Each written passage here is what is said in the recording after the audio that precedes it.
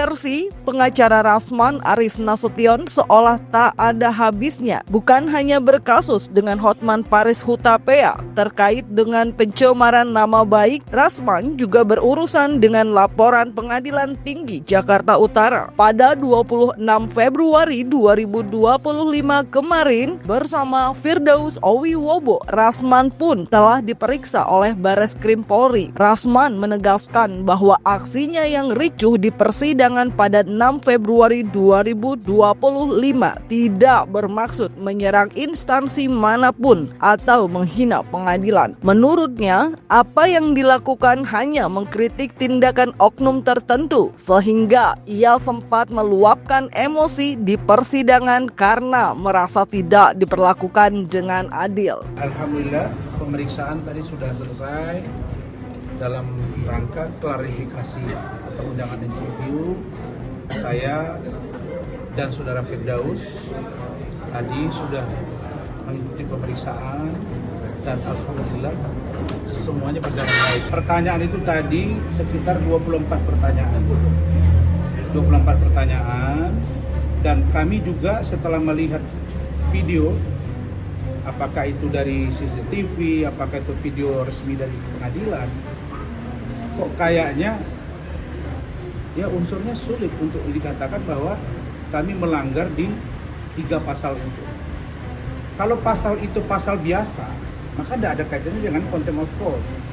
Tapi kalau dikatakan tidak akan contempt of court, maka perbuatan itu harusnya berada di ranah umum, di tempat umum, gitu Pak Ketum ya. Ada kekerasan atau ancaman kekerasan di tempat umum.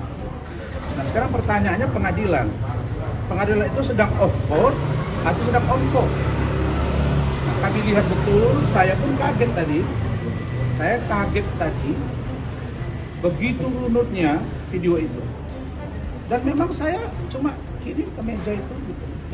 Terus kita minta hakim, terus tadi diskor, kemudian maaf waktu itu diskor, kemudian saya berdiri menyampaikan. Nah, tinggal diuji nanti ahli bahasa, ahli pidana. Dari kami sudah ada ahli bahasa, sudah disampaikan, ahli pidana juga sudah disampaikan.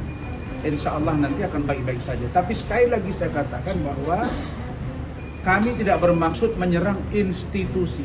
Lebih lanjut, tim kuasa hukum Rasman yang terlibat dalam kericuhan di PN Jakarta Utara juga memberikan pembelaan. Menurut mereka, dalam video yang dijadikan barang bukti tidak terlihat unsur-unsur yang disangkakan. Pihak Rasman bahkan menuding jaksa yang justru saat itu membuat keadaan semakin kisruh. Hal itu yang membuat pihak Rasman percaya diri tidak akan terbukti bersalah atas pasal-pasal yang dilaporkan oleh pihak PN Jakarta Utara. Hari ini saya kira pemeriksaan berjalan dengan baik karena apa yang kita perlu persoalan sudah dibahas dan kita semua Pak Rasman bisa menjawab dengan baik semua. Jadi tidak ada yang terlewati, semuanya berjalan dengan baik dan saya yakin bahwa persoalan ini akan diselesaikan dengan baik. Artinya tim hukum akan bekerja dengan baik dan semua kelengkapan kita siap. Kita siap pada apapun. Kami melihat apa yang disajikan oleh penyidik yaitu CCTV. Saya rasa CCTV itu tidak lebih dan tidak kurang dari liputan media yang hadir saat itu pada hari tanggal 6 tersebut. Nah, ada yang bersuara CCTV-nya, ada yang tidak bersuara. Di situ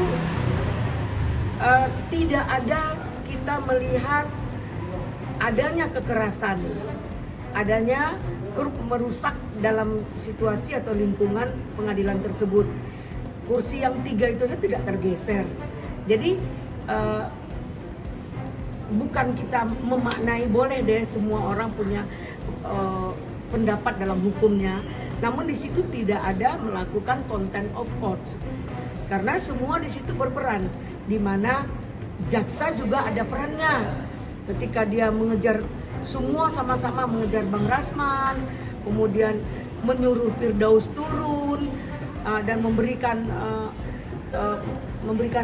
ultimatum dan kata-kata yang cukup inilah buat Firdaus untuk suruh turun. Firdaus segera turun.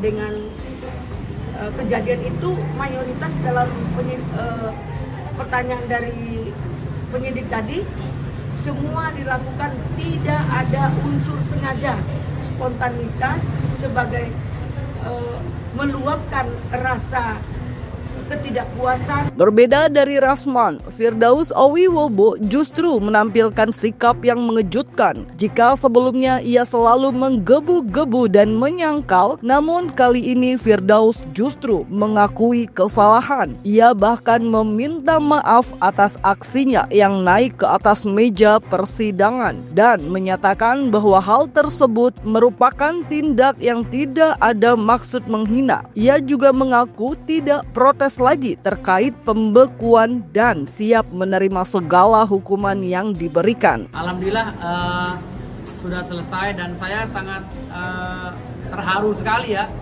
karena semakin tahun semakin hari itu polisi semakin profesional. Jadi image polisi tentang polisi itu menakutkan, tentang polisi itu kasar, galak dan lain-lain, sekarang ini udah mulai benar-benar di zamannya Pak Listio Sigit Prabowo ini udah benar-benar subhanallah profesional banget, dan kami disambut dengan penuh kekeluargaan. Dan alhamdulillah hari ini juga saya telah diperiksa atas laporannya Bapak Ketua Pengadilan. Dan saya juga terima kasih kepada Ketua Pengadilan. Sekali lagi saya meminta maaf berkali-kali atas kekeliruan saya sebagai kuasa hukum Pak Rasman. Saya minta maaf kepada Ketua Pengadilan, kepada Ibu Hakim juga, Ibu Sofia Tambunan. Memohon maaf yang saya ikhlas-ikhlasnya, karena biar gimana laporan ini saya tidak menganggap laporan untuk menghukum saya atau menghina saya, tapi ini membuat pelajaran bagi saya agar saya ke depan lebih menghargai lagi persidangan, lebih menghargai lagi pengadilan, walaupun ini cara spontan. Ini bentuk daripada mungkin orang tuanya kami Mahkamah Agung menegur kami sebagai pengacara seperti itu, walaupun di dalam 4 pilar korelasinya kami adalah penegak hukum sejajar dengan mereka, tapi kami di sini menganggap Mahkamah Agung adalah orang tua kami. Jadi atas laporannya Pak Ketua Pengadilan kami fine-fine aja. Apapun hukumannya kami akan menerima. Ya, kami siap menerima hukuman, sampai pembukuan pun saya tidak pernah protes lagi. Ya, karena saya anggap saya lagi ditegur oleh orang tua saya. Sejak kericuhan di PN Jakarta Utara, Rasman juga berkali-kali sempat meluapkan emosinya. Namun, kini ia memilih untuk tidak lagi melakukan hal tersebut dan lebih tenang dalam menyampaikan pendapatnya. Rasman juga menegaskan bahwa dirinya sama sekali tidak ada niat untuk menghina atau merendahkan institusi apapun. Menurutnya, apa yang ia sampaikan adalah kritikan terhadap para oknum penegak hukum yang berlaku semena-mena. Insya Allah nanti akan baik-baik saja. Tapi sekali lagi saya katakan bahwa kami tidak bermaksud menyerang institusi. Tidak menyerang institusi kehakiman. Mulai dari Mahkamah Agung, Pengadilan Tinggi, Pengadilan Negeri. No. Tidak juga kejaksaan. Tidak juga kepolisian. Tidak juga KPK. Tidak juga lawyer. Tapi oknum. Kalau bicara oknum, itu adalah sebuah koreksi. Di mana harus memang dilakukan. Apalagi berdasarkan keterangan dari penerima pengaduan di Komisi Yudisial bahwa ada oknum dari yang dia menangani banyak perkara saat ini juga pernah dilaporkan. Kami nggak usah sebut nama, tapi saya kira ini koreksi. Bukankah Pak Kapolri misalnya mengatakan bahwa yang mengkritik Polri adalah sahabat Polri? Kalau Polri melakukan itu, maka saya yakin yang mengkritik kejaksaan juga adalah sahabat kejaksaan. Yang mengkritik kehakiman juga adalah sahabat kehakiman. Begitu juga dengan KPK dan pengacara. Jadi saya kira itu. Dan sudah minta maaf. Dan saya dengan saudara Firdaus sudah meminta maaf lisan dan tulisan. Itu tadi. Saya sudah bersuara kencang, sangat kencang, dan sudah didengar oleh Santero. Maka tidak dibutuhkan lagi saya sudah suara kencang, karena saya sudah menyampaikan apa yang saya rasakan, apa yang saya lihat, mewakili banyak aspirasi masyarakat dan juga penegak hukum di pengacara. Maka saya ditugaskan dan diperintah oleh Pradi Bersatu organisasi saya untuk lebih soft dan cooling down. Saya kira saya sudah sampai di tahapan itu, maka saya akan bicara sistemik dan kalian lihat. Saya bukan orang gila, bipolar, bukan. Saya menyampaikan sudah, sekarang saya menyampaikan dengan bahasa yang santun. Saya kira begitu. Lebih lanjut, Rasman menyatakan dirinya siap untuk menjalani sidang lanjutan atas kasus pencemaran nama baik terhadap Hotman Paris Hutapea di Pengadilan Negeri Jakarta Utara yang digelar hari ini. Ia bahkan mendoakan sang seteru yang baru saja selesai menjalani perawatan di Singapura setelah divonis abses hati atau adanya infeksi nanah di hati.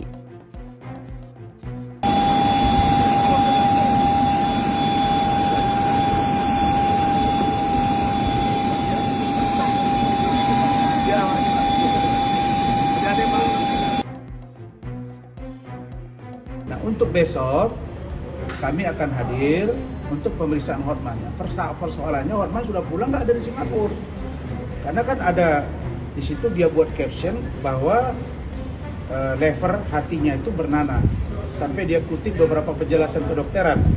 Ya kalau saya kan anak saya, istri saya kan orang kesehatan. Jadi saya kira Hotman butuh istirahat menurut saya. Tapi kalau dia merasa sudah sehat, ya kita tunggu saja besok. Karena ditunda atau tidak, besok dia di pengadilan. Dalam unggahannya di media sosial, Hotman pun masih memberikan sindiran pedas kepada sang seteru. Ia bahkan tegas memperingatkan Rasman tentang keyakinan pengacara Fadel Bajideh tersebut yang akan masuk penjara meski saling berkonflik. Namun, Rasman lagi-lagi mendoakan kesembuhan untuk Hotman. Tetap saja, ia memberikan sentilan terkait gaya hidup Hotman, bahkan menyarankan untuk lebih baik beristirahat. Siap lawan dan kawan, apalagi musuh, I will be there. Yang sudah keterlaluan, I will find you. Saya tidak pernah melupakan kamu sampai kau benar-benar mendapat ganjaranmu. Persidangan dan kita akan lanjut pada pertanyaan-pertanyaan yang mudah-mudahan besok Hotman sehat, rekan kita ini, dan jangan besok ketika kami tanya menjadi masalah baru kurang sehat, kira-kira begitu. Jadi saya pikir ya itu tadi, kita nggak bisa mengatakan diri kita sehat di depan publik kalau pada faktanya di dalam kita sakit, kira-kira begitu. Tapi sekali lagi kami mendoakan dia sehat. Yang pasti setahu saya, ini bukan bernanah lever ya. Kalau orang kena lever, tidak boleh begadang, tidak boleh minum keras. Jelas itu ya, tidak boleh kerja terlalu letih. 3 ini bisa nggak dia menguranginya? Kalau ini sudah menjadi hobi, ya nggak bisa. Ya tapi sekali lagi saya katakan kami boleh berperang, tapi tidak bermusuhan. Barangkali begitu. Sementara itu, Firdaus Owiwobo justru memberikan pesan menohok untuk Hotman. Ia bahkan menyebut pengacara Parlente itu diduga sakit jiwa lantaran ambisinya untuk penjarakan Rasman belum berhasil. Firdaus pun menyinggung-nyinggung soal usia dan menyarankan Hotman untuk segera bertaubat. Enggak, Hotman Paris suruh sembuh dulu deh, gue kasihan lo ngomong gitu, lagi sakit begitu. Takutnya dia ntar koma, ntar lewat lagi, kasihan gitu loh. Udah sekarang suruh sembuh dulu Hotman Paris, fokus dulu biar kumpul sama keluarga gitu loh. Nggak usah julid-julid sama gue, kan gue udah bilang gue nggak mau ngomongin masalah ini sebenarnya sama Hotman Paris. Kasihan, dia tuh senior gue, orang udah tua gitu.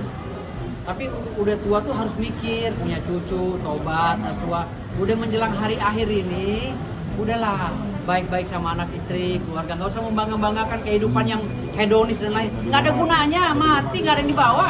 Mati cuma di kotak, di peti doang. Itu udah pakai jas, paling jas berapa duit. Gue datang untuk mengawal klien gue, kan gue udah bilang, gue udah berjanji selama kuasa gue belum dicabut, gue akan fight melawan Hotman Paris, membela klien gue Rasman Nasution. Oh yang suruh diikat. Ya kan dia udah ditangkap di rumah sakit sekarang. Satu hari dia ngomong gue harus ditangkap sama rumah sakit, dia udah ditangkap. Ini belum keluar dari rumah sakit. Tolong dong rumah sakit bebaskan Hotman, itu kasihan mau sidang ya. Tolong bapak-bapak yang punya rumah sakit yang di Singapura, bebaskan Hotman Paris, itu jangan ditangkap lagi. Itu bukti Hotman udah kalah sama gue. Karena gue sendiri gak pernah ngebahas Hotman lagi. Dia masih ngebahas gue, berarti kan gue dianggap rival dia yang paling top power di antara pengacara-pengacara pernah lawan dia. Walaupun dia ngomong internasional, Inter Milan, Inter Mi, Indomie rebus, kalah. you.